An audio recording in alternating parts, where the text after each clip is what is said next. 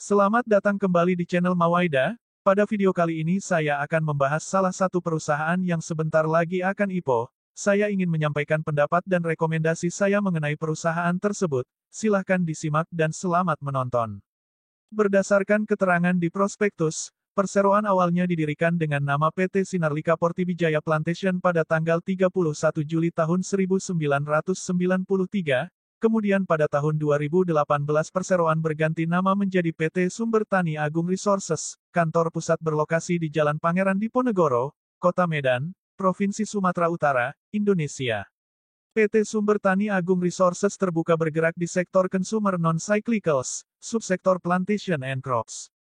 Kegiatan usaha utama perseroan yaitu bergerak di bidang usaha perkebunan kelapa sawit dan industri olah kelapa sawit, baik secara langsung atau melalui anak perusahaan. Berdasarkan prospektus, jumlah saham yang ditawarkan ke masyarakat yaitu sebesar 877.072.000 atau 8,06% dari total keseluruhan saham, dengan harga penawaran awal saham berkisar antara Rp470 sampai Rp605 per lembar. Penawaran awal saham pada tanggal 9 sampai dengan tanggal 15 Februari tahun 2022. Perkiraan tanggal penawaran umum saham dimulai dari 2 sampai dengan tanggal 8 Maret tahun 2022, sedangkan tanggal pencatatan di Bursa Efek Indonesia pada tanggal 10 Maret tahun 2022. Yang menjadi underwriter dari perseroan yaitu PT CIMB Niaga Sekuritas dan PT DBS Vickers Sekuritas Indonesia. Bagi teman-teman yang ingin tahu track record dari sekuritas tersebut, bisa cek video saya di pojok kanan atas, atau silahkan langsung mampir ke channel saya. Berikut perubahan struktur kepemilikan saham PT Sumber Tani Agung Resources terbuka. PT Malibu Indah Lestari dengan kepemilikan saham sebelum IPO sebesar 40%, kemudian setelah IPO menjadi 36,78%. PT Kedaton Perkasa dengan kepemilikan saham sebelum IPO sebesar 31,48%, kemudian setelah IPO menjadi 28,94%. Rusel Maminta Wijaya dengan kepemilikan saham sebelum IPO sebesar 14,42%, kemudian setelah IPO menjadi 13,26%. Gani dengan kepemilikan saham sebelum IPO sebesar 6,91%, kemudian setelah IPO menjadi 6,35%. Lele Tanjung dengan kepemilikan saham sebelum IPO sebesar 4,09%, kemudian setelah IPO menjadi 3,76%. Hardi Mistani dengan kepemilikan saham sebelum IPO sebesar 3,1%, kemudian setelah IPO menjadi 2,85%. Masyarakat dengan kepemilikan saham setelah IPO sebesar 8,06%.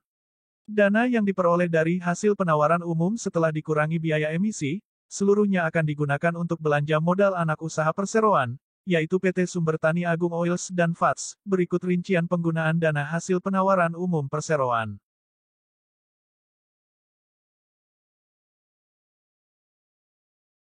Berikut laporan keuangan PT Sumber Tani Agung Resources terbuka dalam 3 tahun terakhir. Untuk total aset, pada tahun 2019 mengalami peningkatan jika dibandingkan dengan tahun 2018. Peningkatan tersebut disebabkan oleh adanya kenaikan pada kas dan setara kas sebesar 599,39%, sedangkan pada tahun 2020 total aset mengalami sedikit penurunan. Hal ini terjadi dikarenakan menurunnya aset lancar pada kas dan setara kas sebesar 21,7%. Selanjutnya pada total liabilitas pada tahun 2019 mengalami peningkatan. Peningkatan ini terjadi disebabkan oleh kenaikan pada utang bank jangka panjang, sedangkan pada tahun 2020 total liabilitas mengalami penurunan. Penurunan ini sebagian besar disebabkan oleh penurunan utang bank jangka pendek. Dan yang terakhir, pada total ekuitas, baik di tahun 2019 dan 2020 sama-sama mengalami peningkatan. Peningkatan ini terutama disebabkan oleh kenaikan saldo laba perseroan. Untuk laporan laba rugi perseroan, jika kita lihat dalam 3 tahun terakhir, perseroan selalu mampu untuk meningkatkan laba bersih setiap tahunnya. Peningkatan laba bersih pada tahun 2019 disebabkan oleh adanya peningkatan penjualan pada minyak sawit dan inti sawit, sedangkan peningkatan laba bersih pada tahun 2020 juga disebabkan oleh kenaikan penjualan minyak sawit yang signifikan, serta didukung dengan kenaikan rata-rata harga jual minyak sawit dan inti sawit. Berikut perhitungan rasio per dan PBV dari PT Sumber Tani Agung Resources terbuka pada tahun 2020 dan estimasi 2021. Perlu diingat bahwa dalam perhitungan ini, Saya menggunakan harga penawaran tertinggi dalam pengolahan data. Apabila di kemudian hari ternyata harga saham yang ditetapkan berada di bawah harga tersebut, maka PER dan PBV-nya juga akan menurun. Setelah dilakukan olah data, menurut kalian apakah valuasi perseroan sudah sesuai dengan kinerja perusahaan atau malah kemahalan, jika dibandingkan dengan perusahaan di sektor dan subsektor yang sama pada tahun 2020? Berdasarkan analisa pribadi, dari prospektus yang dilampirkan perusahaan, menurut saya saham ini cukup cocok untuk dijadikan instrumen investasi jangka panjang. Alasannya tentu dikarenakan kinerja perseroan yang cukup baik di masa lalu, terlihat dari kemampuan perseroan dalam mencatatkan pertumbuhan laba bersih dalam 3 tahun terakhir.